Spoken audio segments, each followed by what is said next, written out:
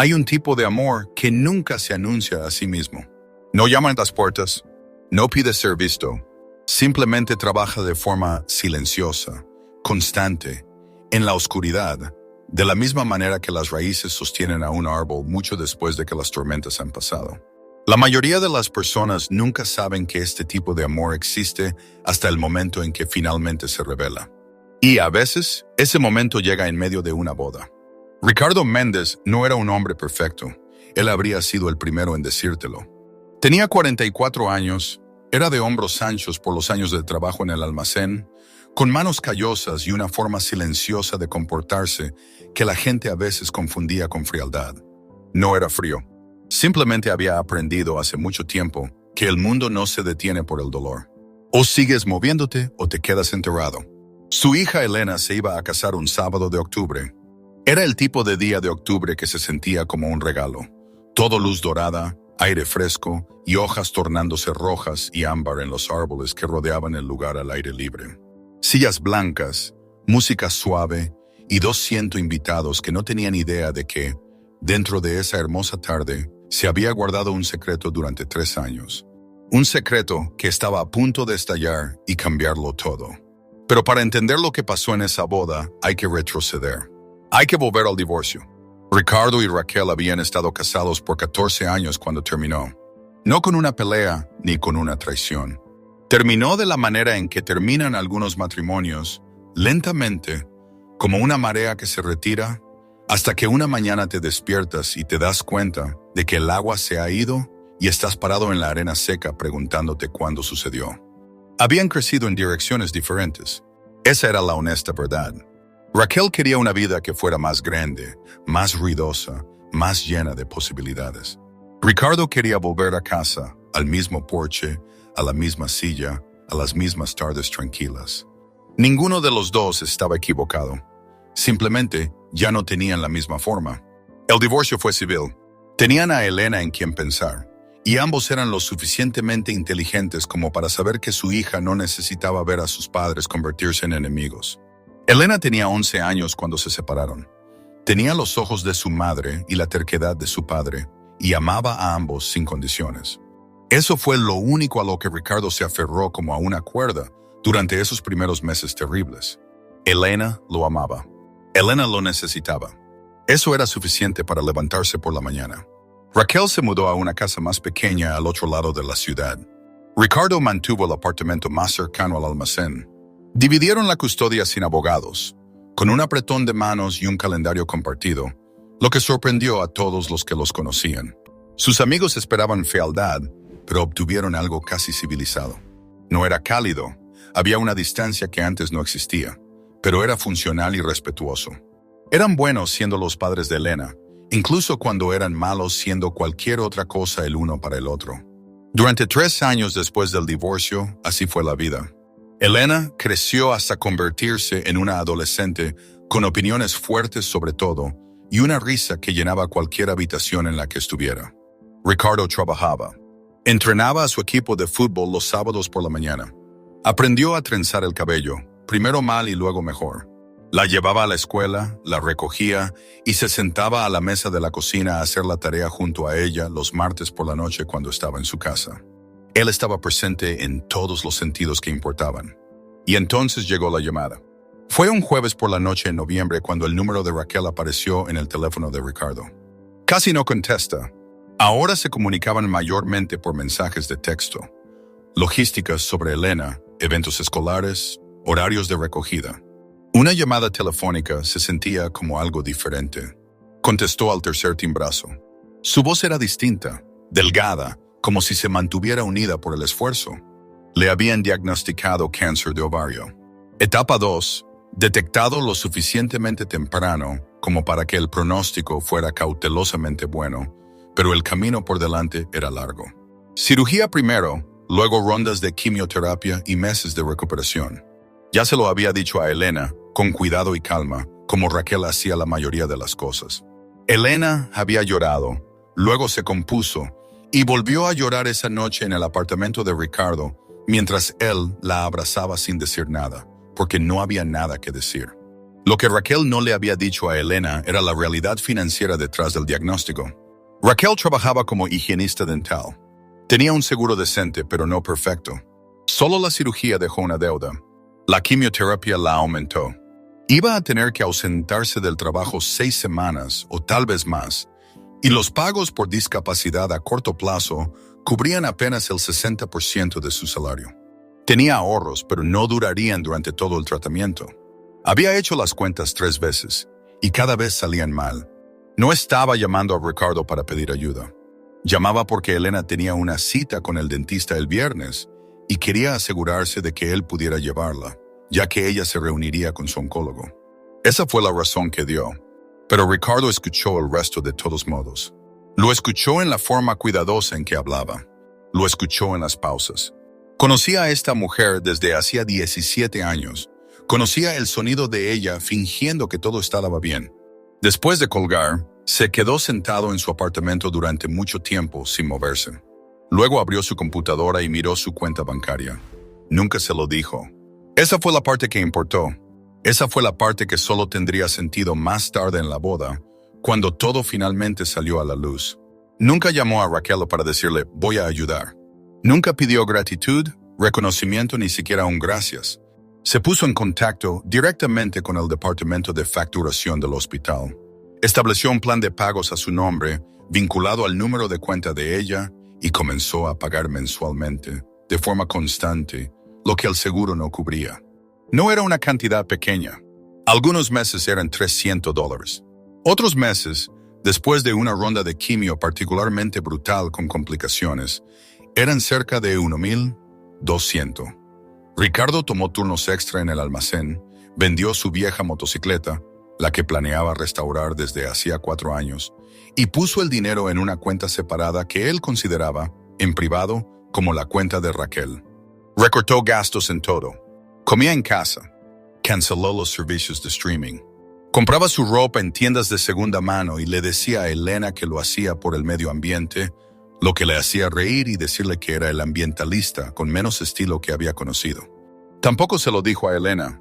No quería que ella cargara con ese peso. Tenía 14, luego 15, luego 16 años. Ya tenía suficiente con ver a su madre pasar por el tratamiento, ver cómo se le caía el pelo y cómo volvía a crecer, verla perder peso y luego recuperarlo lentamente. Elena ya era más fuerte de lo que cualquier adolescente debería ser. Ricardo no iba a añadir otra carga, así que pagó en silencio durante 3 años. A través de la cirugía, la quimioterapia, las exploraciones de seguimiento y el resultado final limpio que hizo llorar a Raquel en el consultorio del oncólogo y que hizo que Elena saltara de alegría en el pasillo. 3 años de facturas, en silencio, con constancia, de la misma manera que las raíces sostienen a un árbol. Nunca esperó que lo descubrieran. La forma en que sucedió fue casi accidental. Elena tenía 22 años cuando se comprometió con Mateo, un joven amable y serio que trabajaba en planificación urbana y trataba a Elena como si fuera la persona más extraordinaria que jamás hubiera conocido, lo que, en opinión de Ricardo, mostraba un excelente juicio. La planificación de la boda tomó 1 año. Raquel se entregó a ella con la energía de una mujer que había pasado 3 años luchando por su vida y que pretendía celebrar cada momento que se le había dado desde entonces. Fue durante la planificación de la boda, específicamente durante una reunión con la coordinadora del lugar sobre los arreglos del pago final, que Raquel mencionó de pasada que había tenido unos años difíciles económicamente después de su enfermedad. La coordinadora, por cortesía, preguntó si había tenido un buen apoyo. Raquel dijo que sí, que su seguro había cubierto la mayor parte. Y entonces algo la hizo detenerse. Nunca se había fijado detenidamente en quién pagaba la parte que su seguro no cubría. Había asumido que era una combinación de sus propios pagos y algún tipo de programa de asistencia hospitalaria por el que recordaba vagamente haber firmado papeles. Había estado tan agotada durante el tratamiento que los detalles financieros se habían vuelto borrosos.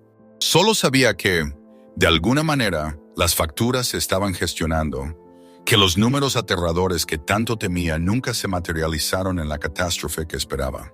Esa noche, sacó los estados de cuenta del hospital de 3 años. Se sentó a la mesa de su cocina, la misma mesa donde había cenado 1000 veces sola durante el tratamiento, y revisó cada página. Y allí, en cada estado de cuenta, figurando como el garante, la parte responsable, estaba un nombre que conocía mejor que casi cualquier otro nombre en el mundo: Ricardo Méndez. No lo llamó esa noche. Se quedó asimilándolo. Leyó los estados de cuenta 2 veces más para asegurarse de no estar leyendo mal algo. No lo estaba. Su nombre estaba en todos ellos. 3 años de pagos, miles de dólares que ella nunca supo, provenientes de un hombre del que se había divorciado, un hombre de quien se había distanciado y un hombre a quien, en sus momentos más oscuros durante el tratamiento, a veces le había tenido un poco de resentimiento. No por nada específico, sino por la terrible razón humana de que él parecía estar bien mientras ella sufría. Él no había estado bien. Había estado pagando sus deudas y no se lo había dicho a nadie. Raquel lloró esa noche de una manera que no lo había hecho desde el diagnóstico. No por tristeza, sino por algo que no tenía un nombre claro. Algo que era parte dolor, parte gratitud y parte el pesar particular de darse cuenta de que juzgaste mal a alguien que merecía algo mejor. Decidió que se lo diría a Elena, pero todavía no. Quería encontrar el momento adecuado. Lo encontró en la boda. La recepción fue todo lo que Elena había deseado. Luces de cadena, una banda en vivo tocando suavemente durante la cena, mesas llenas de personas que la amaban. Mateo se quedó al frente y lloró cuando ella caminó por el pasillo, y Elena se rió un poco entre sus propias lágrimas, lo cual era tan propio de ella que todos los que la conocían sonrieron. Sin siquiera darse cuenta, Ricardo se sentó en la primera fila y vio a su hija casarse, sintiendo la alegría y el dolor específicos de ese momento. Alegría porque ella era extraordinaria, dolor porque el tiempo había pasado demasiado rápido, porque la niña que solía quedarse dormida en su auto estaba allí parada con un vestido blanco, haciendo promesas a alguien que la amaba. Apenas pudo contener la compostura. En la recepción, después de la cena, Raquel pidió a la banda que hiciera una pausa por un momento. Tomó el micrófono. «No soy de dar discursos», dijo, y su voz era firme, pero sus manos no. «Pero hay algo que necesito decir esta noche frente a todos los que aman a Elena, porque Elena merece saber quién es su padre». La sala se quedó en silencio. Ricardo levantó la vista desde su mesa. «Hace 3 años», dijo Raquel, «estuve enferma. La mayoría de ustedes lo saben.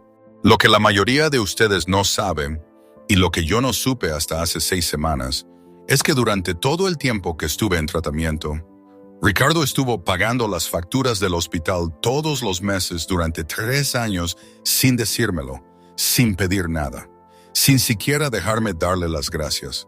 Hizo una pausa. La sala estaba absolutamente inmóvil. «Yo era su exesposa», dijo. «No tenía derecho a su amabilidad.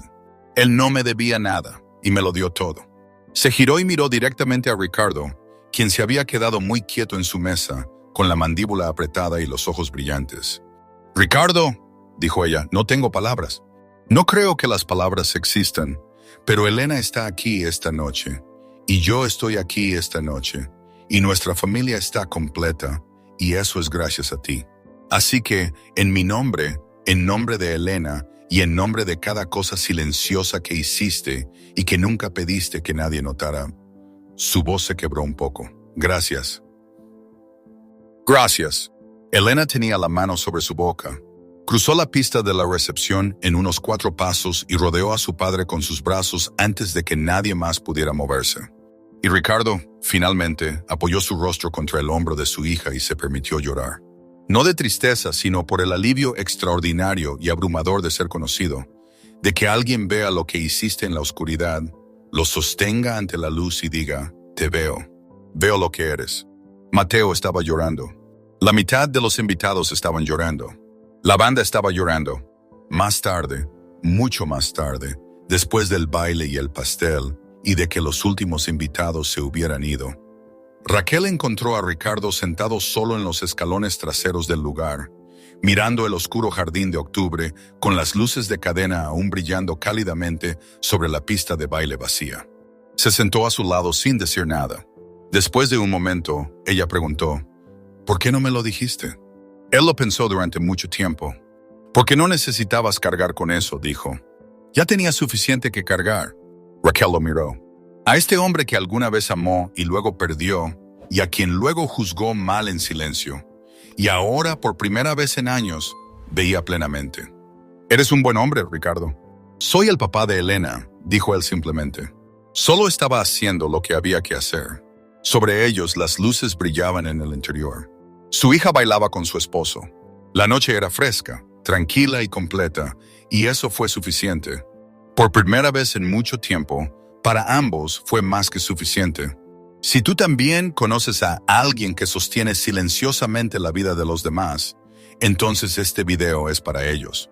Gracias por ver este video hasta el final. Tu lealtad significa el mundo para nosotros. Si esta historia tocó tu corazón, por favor asegúrate de darle me gusta y suscribirte al canal. Comparte este video con alguien que alguna vez te haya apoyado en silencio en tu vida. El simple hecho de compartirlo puede conmover a alguien hasta las lágrimas y tal vez hacerlo sentir que finalmente ha sido visto.